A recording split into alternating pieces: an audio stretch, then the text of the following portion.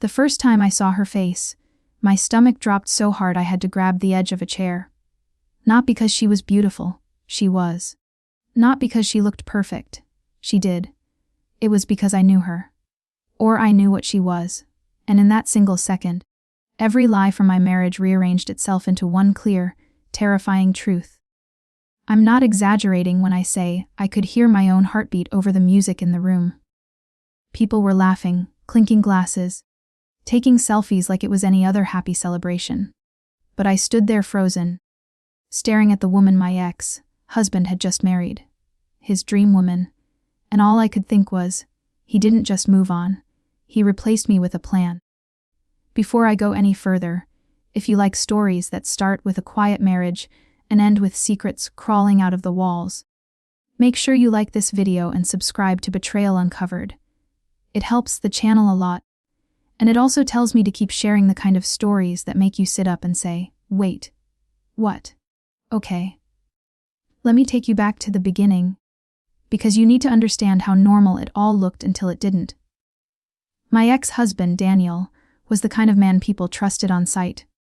Clean haircut, calm voice, steady handshake, and that polite smile that made strangers feel like they'd known him for years. He wasn't flashy. He didn't have to be. In our small circle, Daniel was the good one, the stable one. The guy who remembered birthdays and helped friends move, and always offered to drive if anyone had a drink.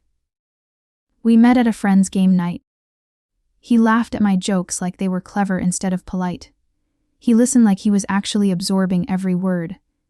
When we started dating, he didn't rush anything. He didn't love bomb. He didn't push.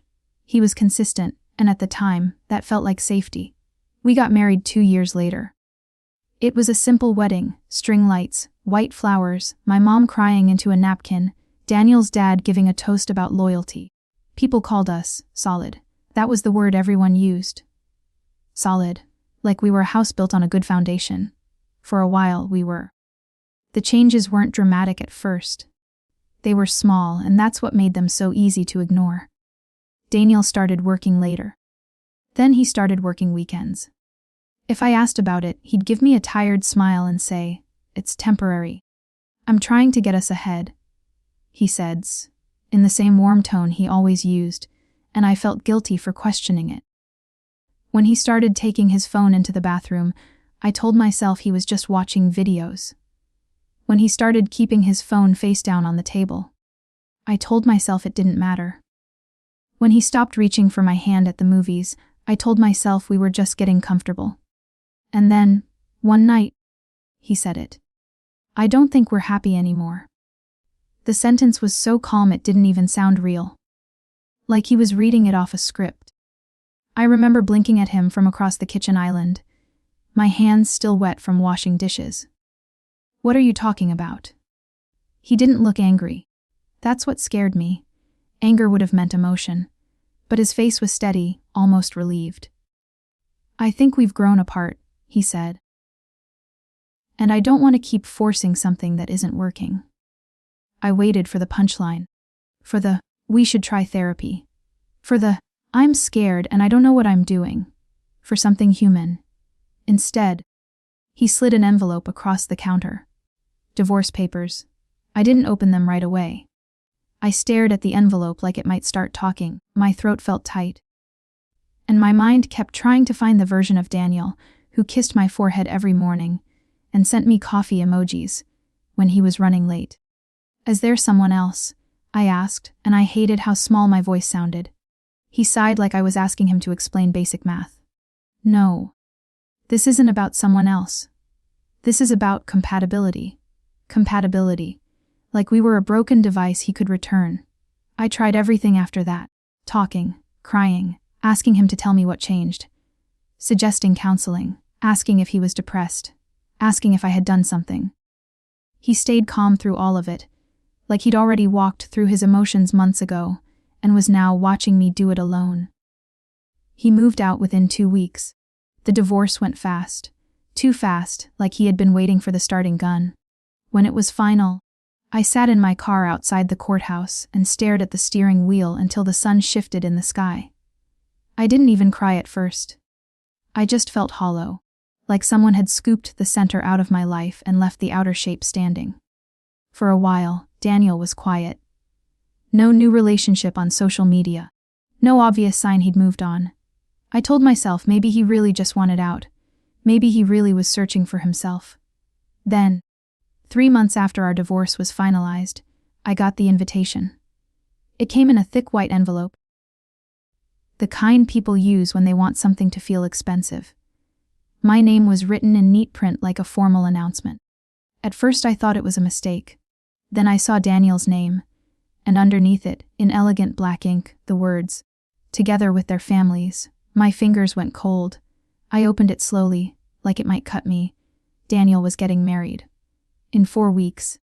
To a woman named Vivienne. I read the card 3 times because my brain refused to accept the timeline. 4 weeks. And we'd only been divorced for 3 months. Which meant he met her when? After. Before. During. My chest tightened as if someone had tied a rope around it. I stared at the invitation and whispered, "No way." But the date was real. The venue was real. The RSVP card was real. For the first hour. I wasn't even angry. I was stunned. Like the ground under me had moved and I was still waiting for it to stop. Then the anger came, hot and humiliating. Because I knew what it meant. Nobody meets their dream woman, plans a wedding, books a venue, sends out invitations, and stands smiling in a tux in 3 months. Not unless that person was already there. My friends had opinions, of course. His doing it to hurt you. His rebounding. His trying to prove something. My mom said, "Don't go." Why would you go? And she was right. I had no business going. I didn't owe him grace. I didn't owe him presents. I didn't owe him anything. But the thing is, curiosity is a quiet kind of hunger. It doesn't scream. It whispers. It asks questions in the dark when you're trying to sleep. Who is she? How long was she there? What did he tell her about me? And the worst question of all, was I ever loved the way I thought I was? So I RSVP'd yes. Not because I wanted to cause a scene. Not because I wanted him back. But because I needed to see with my own eyes what kind of woman walks into a man's life and gets married at full speed right after a divorce. The wedding was at a vineyard outside the city. The kind of place with manicured grass and tall gates, and a long driveway that makes you feel like you're entering a different world. On the day of the wedding, I sat in my car for a full 10 minutes before I went in. I checked my reflection in the mirror and barely recognized myself. I looked fine, put together, calm, but my hands were trembling.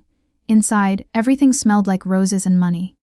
The guests were dressed in soft colors. Like everyone got the memo to look expensive but effortless. There was a string quartet playing something slow and romantic. I walked through the crowd and felt invisible, which was strangely comforting. Then I saw Daniel. He was near the front, laughing with a group of men I recognized from his office. He looked lighter, younger, like someone had taken a weight off him. That alone made my throat burn. Because I had carried his stress for years. I had listened to his worries, reassured him, built routines around his moods. And now he was glowing like he'd been set free. Then his eyes flicked toward me. For half a second, his smile faltered. Just a crack. Then it was back. He walked over like we were old coworkers who ran into each other at a conference. "You came," he said. "You invited me," I replied, keeping my tone steady. He nodded, like he was proud of himself for being mature. I thought it would be respectful. Respectful. The word almost made me laugh. Before I could respond, someone called his name, and he excused himself with a quick smile. And that's when I realized something else. He wasn't nervous. Not even a little. A man getting married should be jittery, excited, overwhelmed. Daniel looked like he was showing up to accept an award he knew he'd won. The ceremony started as the sun tilted lower, casting warm light through the vines. Everyone stood, heads turned, the music changed, and then she appeared. Vivienne. At first, I only saw the dress, smooth satin, fitted perfectly. The kind of gown that looked like it had been designed around her body. Then I saw the way she moved, slow and confident, like she belonged at the center of every room. And then I saw her face. My vision narrowed. the background blurred. Because her face wasn't unfamiliar in the normal way, like, oh, she looks like someone I knew in college. No. It was the kind of recognition that hits deep, like your body remembers before your brain does. Vivienne's cheekbones, her eyes, the shape of her mouth when she smiled, something about it made my skin prickle. And then it snapped into place. I had seen her before. Not at a party, not online, not in town. I had seen her in my own house, on my own couch, in a photograph. My pulse went wild. I forced myself to breathe as she walked down the aisle, her eyes locked on Daniel. He stared at her like she was the answer to a question he'd been asking for years. When she reached the front and took his hands, she turned slightly, and the light hit her face at a different angle. That was when I knew for sure. Vivienne wasn't just familiar. She was connected to a memory Daniel and I used to joke about. An old story he told like it was no big deal. A story about his first love. A woman he claimed he hadn't seen since his early 20s. A woman he said was the one who got away. A woman named Vivi. I felt nauseous. During the vows, I barely heard the words. My mind was racing through years of conversations, searching for anything that matched this moment. Daniel had told me once, early in our marriage, that he'd dated someone before me. Someone intense. Someone different. He said it ended because life happened. He said it wasn't meant to be, and I remember asking, lightly, like it was harmless, do you ever think about her? Daniel had smiled and kissed my forehead. No, that's ancient history. Ancient history. Now she was standing in front of him in a wedding dress. The crowd sighed and smiled when they kissed. I sat there stiff, my hands clenched in my lap. Because this wasn't a rebound. This wasn't random. This wasn't a new love story. This was a reunion. And if it was a reunion, then my marriage wasn't just a marriage.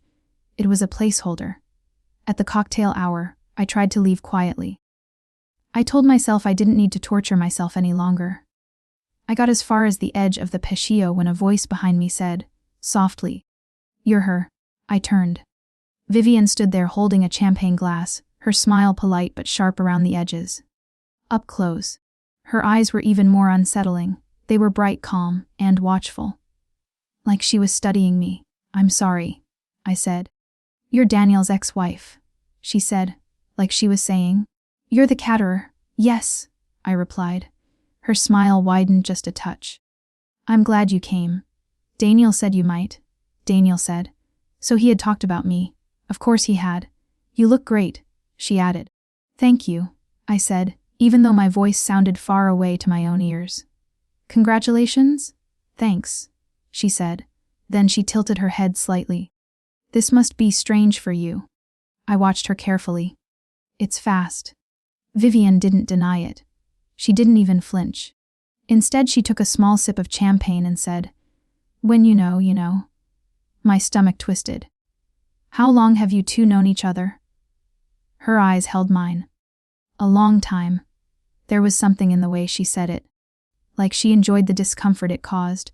I tried to keep my expression neutral. "So you were together before?" Vivienne's smile turned softer, almost nostalgic. "We were kids. We thought we were soulmates. Then life took us different directions. And now you're back," I said. More statement than question. "Yes," she said. Back, behind her, I saw Daniel watching us from across the lawn. His posture was casual, but his eyes were fixed on us like he was monitoring a situation. Vivienne noticed my glance. "He's protective," she said, almost amused. "Always has been." I forced a small smile. "He wasn't protective of our marriage." Vivienne's gaze didn't change, but the air between us tightened. "I'm sorry you feel that way." "Feel that way?" Like the divorce was a misunderstanding, a mood. I was about to turn away when she leaned in slightly and lowered her voice. "He never stopped loving me," she said. The words were quiet, but they hit like a slap. I stared at her, unable to hide the shock. Vivienne straightened, her smile returning like a mask. "Enjoy the reception," she said, and then she walked away as if she hadn't just dropped a bomb into my chest. For a minute, I couldn't move. Because if what she said was true, then my entire marriage was built around a lie. And suddenly, pieces of the past began to click together in a way that made me cold. Daniel's sudden emotional distance the last year, his late nights, his careful calm when he asked for divorce, the speed of this wedding, the fact that he seemed relieved, not heartbroken. He hadn't fallen out of love with me. He had been clearing space. That night, I went home and did something I hadn't done in a long time. I looked for answers without asking Daniel for them. I opened my laptop and typed Vivian's name into every search bar I could think of. At first, it was just surface level. A LinkedIn profile, a few old posts, a charity event photo. Then I found something that made my breath stop. A picture from 5 years ago. Vivian standing at a fundraiser, smiling at the camera, and next to her, cropped but visible, was Daniel. 5 years ago. We were married 5 years ago. My hands went numb. I clicked the photo, zoomed in, stared until my eyes ached. It was him, no doubt. Same smile, same watch on his wrist, same slight tilt of his head when he posed for photos. And Vivienne was leaning in close, the way women do when they feel safe. Familiar. I scrolled through comments, hoping it was a misunderstanding. Then I saw a tag, "Great seeing you again!" Again. My mouth went dry. This wasn't a sudden reunion after my divorce. This was a relationship that had existed inside my marriage like a hidden room I didn't know was there. I sat back in my chair, the room spinning slightly, and the question changed. It wasn't just, did he cheat? It was, how long was I the only person in my marriage who thought we were married? The next morning, I called my friend Tessa, the one person who never sugarcoated anything. I told her everything, the wedding, the face, the conversation, the photo. Tessa was silent for a moment. Then she said, "Okay, that's not coincidence. That's history. I feel crazy," I admitted. "You're not crazy," she said. "You're catching up to the truth." "I don't know what to do," I whispered. Tessa's voice hardened. "You get proof. Because if he was cheating during the marriage, you might have been entitled to more in the divorce. And even if you don't want money, you deserve the facts." Money hadn't even crossed my mind. I just wanted to know what was real. So I did what women do when they've been gaslit into doubting their instincts. I went back to the timeline. I opened old calendars, emails, photos, bank statements. At first it was painful. Like picking at a scab you know will bleed. Then patterns appeared. There were weekends Daniel said he was at a work retreat, with no photos, no coworkers mentioned, no follow-up stories. There were dinner charges in neighborhoods he had no reason to be in. There were rideshare receipts that didn't match his claimed locations. And there was one detail that made my blood run cold. A hotel charge, from the weekend of our anniversary. That weekend, Daniel had told me he had to fly out last minute for a client emergency. He had sounded stressed. He had promised we'd celebrate the following weekend. I believed him because I was his wife and I trusted him. Now I stared at the hotel receipt and realized it wasn't even in the city he claimed. It was local, 20 minutes from our house. My throat tightened as I clicked through the statement again. 2 nights. Room service, and a spa charge. A spa charge. I sat there hearing Vivienne's voice in my head. He never stopped loving me. My hands started shaking, not from sadness this time, but from rage. Because cheating is one betrayal. But building a double life, rewriting history, and letting your wife blame herself for your emotional distance. That's cruelty with good lighting. I drove to my mom's house that evening, because I couldn't be alone with the thoughts in my head. She opened the door and took one look at my face. "What happened?" I handed her my phone and showed her the fundraiser photo. My mom's mouth tightened. "Oh, 5 years ago," I said. "We were married." My mom sat down slowly like her legs stopped working, so he knew her all along. "I think he never let her go," I said, my voice flat. My mom reached for my hand. "Honey, I want to confront him," I said. "Will that help?" she asked gently. "I don't know," I admitted. "But I can't keep swallowing this like it's my fault." 2 days later, I texted Daniel. I kept it simple. "Can we talk? I have questions." He replied within minutes, "Sure. Coffee, of course. Public place, calm setting, controlled." Daniel always preferred controlled. We met at a cafe we used to go to when we first dated. The irony made me feel like I was choking. He arrived on time, wearing a wedding band that caught the light when he set his hand on the table. He smiled like nothing had ever been wrong between us. "How are you holding up?" I stared at him. "Really?" His smile faded slightly. "What's this about?" I took out my phone and slid it across the table. The fundraiser photo. Daniel's eyes flicked down for half a second, just half, and then back up. His face didn't change much, but I saw something in his eyes. Recognition. Calculation. "Where did you get that?" he asked. "So it is you," I said quietly. He leaned back. "Of course it's me." "What are you implying?" I felt my voice get steadier, colder. "You and Vivienne have been in each other's lives for years. You married her 3 months after our divorce. You want me to believe you met her after we split." Daniel's jaw tightened. "I didn't say that. You said there was no one else," I reminded him. He exhaled slowly. "There wasn't in the way you're thinking." I laughed once, short and sharp. "In the way I'm thinking. Like cheating." Daniel leaned forward, lowering his voice like I was embarrassing him. "Don't make a scene." "I'm not making a scene," I said. "I'm asking you a question." "How long?" His eyes hardened. "Why does it matter now?" It mattered because my life mattered. Because my trust mattered. Because he had stolen years from me while acting like the victim of incompatibility. "It matters because you lied?" I said. Daniel stared at me, then looked away toward the window, as if he could find patience out there. Then he said, quietly, "Vivienne and I reconnected before the divorce." The words landed heavy. "How long before?" I asked. He didn't answer right away. His silence was an answer by itself. My voice shook anyway. "Tell me." Daniel's mouth pressed into a line. "Months. Months." My chest burned. "So while I was trying to save our marriage, you were, what? Dating her? Sleeping with her?" Daniel flinched at the word sleeping like it was crude. Like I was the one being disrespectful. "We didn't plan it like that," he said. "It just happened. It just happened." I repeated, tasting the bitterness. "Did it just happen at a hotel on our anniversary too?" His eyes snapped to mine. And in that instant, I knew I was right.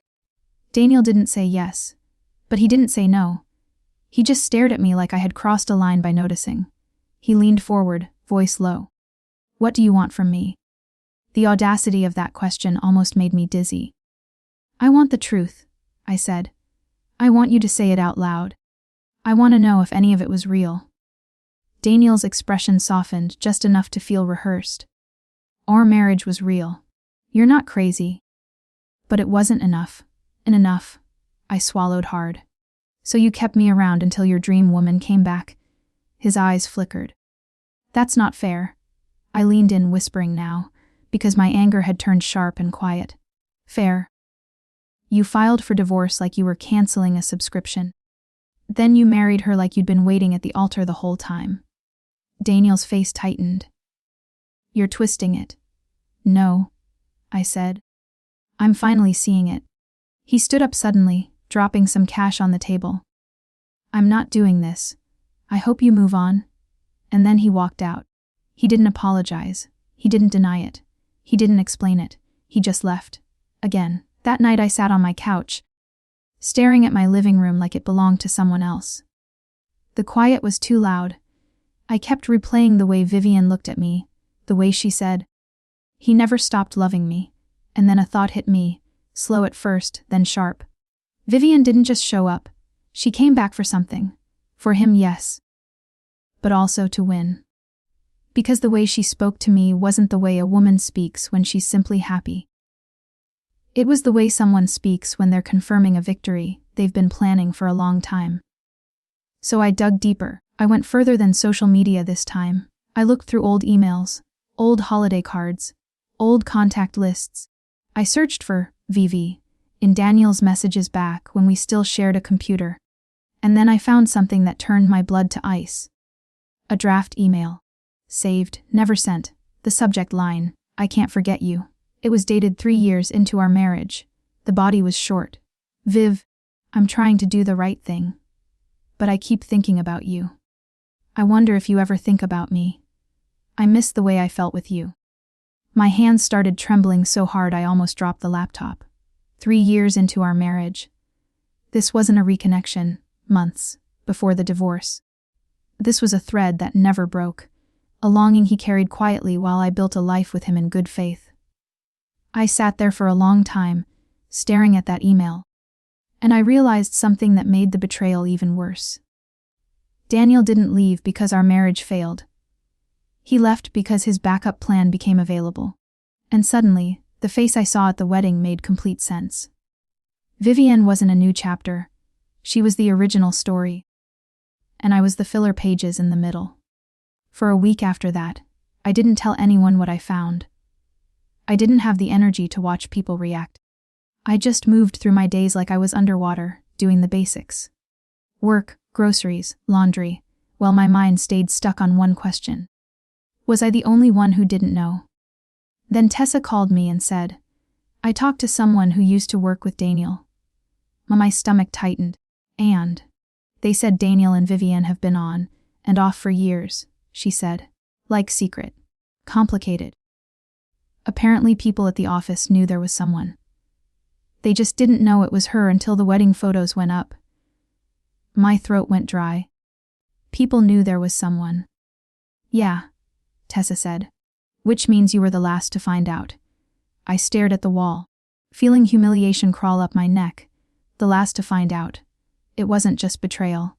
It was public betrayal disguised as private, and something in me snapped. Not in a dramatic way, not in a screaming way. In a quiet way. I stopped wanting answers.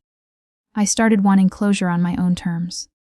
So I did the one thing Daniel never expected.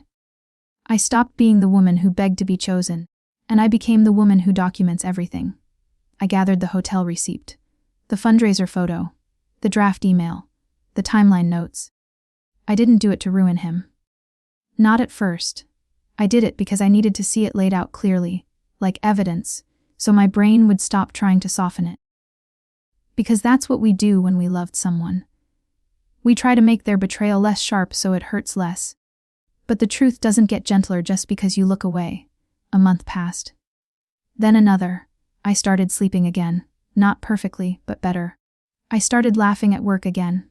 I went on longer walks. I cleaned out closets and donated old things that smelled like my past. And then, out of nowhere, Vivienne messaged me. It was on Instagram, from a verified-looking profile with perfectly curated photos. Her wedding photos were front and center, of course. Daniel holding her waist. Daniel kissing her cheek. Daniel looking like a man who never broke a promise in his life. Her message was short. "Can we talk?" Woman to woman. I stared at it for a full minute. Every part of me wanted to ignore it. But another part of me, the part that had been lied to for years, wanted to hear what she thought she had the right to say. So I replied, "What do you want to talk about?" She answered almost immediately, "I think there are things you don't know, and I don't want you carrying the wrong story." The wrong story. My jaw clenched. We agreed to meet at a quiet park, in the afternoon, where people walked dogs and pushed strollers, and life pretended it was simple. Vivienne arrived in sunglasses and a cream-colored coat like she was stepping out of a magazine shoot. She sat on the bench across from me, crossing her legs slowly, composed. "I'm not here to fight," she began. "I'm not here to be friends," I said. She nodded like she expected that. "Fair." She took a breath, then said, "Daniel told me you think I was the reason for your divorce." I laughed under my breath. "You were." Vivienne's lips tightened. "It's not that simple." "It is simple," I said. "He cheated, he lied, he left. Then he married you." Vivienne looked down at her hands for a moment, and when she looked back up, her voice was quieter. "Daniel didn't just lie to you." I narrowed my eyes. "What does that mean?" She hesitated like she was choosing words carefully. "He told me you two were basically done long before the divorce. That you were more like roommates. That you didn't connect anymore." My stomach twisted. "Of course he did." She continued. "He told me he stayed because he didn't want to hurt you." I stared at her. He stayed because it was convenient. Vivian's jaw tightened. Maybe. But he also told me you were unstable. The word hit me like ice water. What? I whispered. She nodded slowly. Like she was delivering something sad but necessary. That you had emotional swings. That you accused him of things. That you made it hard to leave. I sat very still, feeling heat rise in my face. So he painted me as crazy. Vivian's silence confirmed it. I took a slow breath. And you believed him? Vivian looked away for a second. I wanted to. Because I wanted this to work. There it was. Not love. Want. Wanting to win. Wanting to be chosen. Wanting the story where she was the soulmate who came back and fixed everything. I leaned forward slightly. Let me ask you something. When you told me at your wedding that he never stopped loving you, was that true? Or was that just what he told you? And Vivian's mouth parted slightly. And for the first time, her confidence wavered. Because in that moment, I saw it. She didn't know. Not fully. She didn't know the extent of his lies, because Daniel didn't just betray me. He managed narratives. He told each of us a version that made him look like the decent man caught in unfortunate circumstances. I watched her swallow. He loved me, she said. But her voice wasn't as certain now. He does. I'm sure he believes that, I replied. But he also believed he could have both of us when it suited him. Vivian's fingers tightened around her sunglasses. Why are you saying this? Because you came to me, I said. You asked for woman to woman, so here it is. Woman to woman. A man who can erase a wife that quickly can erase anyone. Vivian's eyes flashed with anger. You're bitter. I nodded. Yes. And I'm also right. She stood up suddenly, like sitting there was burning her. I didn't come here to be attacked. I stayed seated. Calm. Then why did you come? Vivian's mouth opened, then closed. She looked at me like she hated that I wasn't crying. Then she said something that finally explained the expression I saw on her face at the wedding. The expression that made me know everything, before I even had proof. You still have his attention, she said quietly. My stomach sank. What? Vivian's eyes were sharp now. When you showed up at the wedding, he watched you the whole time. He asked where you were. He kept checking. He cares what you think. I stared at her. That's what this is about. Vivian's smile returned, but it wasn't warm. I didn't want you thinking you still mattered. There it was. Not love, possession. A trophy doesn't like an audience that remembers the previous owner. I stood up slowly, my voice steady. I don't want him. I want the truth. And I already have it. Vivian's expression tightened. What truth? I held her gaze. That he's the kind of man who keeps women in separate rooms and calls it love. For a second, she looked like she might say something else. Then she turned and walked away fast, her coat swinging behind her like a curtain closing. I stood there alone in the park, breathing in cold air. And for the first time in months, I felt something close to peace. Because I finally understood what that face meant. It wasn't just familiarity. It was the face of someone who knew she was stepping into a story that started long before me, and who was willing to rewrite the middle by erasing me. But she wasn't the author. Daniel was. And now the story was done. A week later, I got an email from Daniel. Subject: Please don't contact Vivian anymore. I stared at it, my lips pressing into a thin line. I hadn't contacted her. She contacted me. Of course he was controlling the narrative again. I replied with one sentence. Tell her to stop messaging me. He didn't respond, and that was fine. Because I didn't need him to. What I did need, what I needed more than revenge, more than confrontation, was to rebuild the part of me that had been trained to doubt my own instincts. So I made myself a promise. No more romanticizing red flags. No more shrinking my needs to keep someone comfortable. No more accepting calm cruelty as maturity. And the strangest part. As I moved forward, I started to see the marriage clearly, like looking at an old photo after you've healed. Daniel wasn't perfect and then suddenly bad. He was always careful, always curated, always managing how people saw him. I just used to call it stable. Now I had a different word for it: strategic. Months later, I heard through a mutual friend that Daniel and Vivienne were already struggling. Not because of karma in a magical sense, but because reality always shows up eventually, and it doesn't care about wedding photos. Vivienne didn't like that Daniel still talked to certain women at work. Daniel didn't like that Vivienne asked questions. Vivienne didn't like that Daniel got defensive. Daniel didn't like that Vivienne wasn't as easy as she used to be. And I realized something almost funny in its sadness. Vivienne thought she won a man. But what she really won was a pattern. And patterns don't change just because you put a ring on them. I'm telling you this story on Betrayal Uncovered not because I want pity, and not because I want anyone to go harass my ex-husband or his new wife. I'm telling it because betrayal often doesn't look like a villain. Sometimes it looks like a calm man in a clean shirt saying, "We've grown apart," while he's already holding someone else's hand behind his back.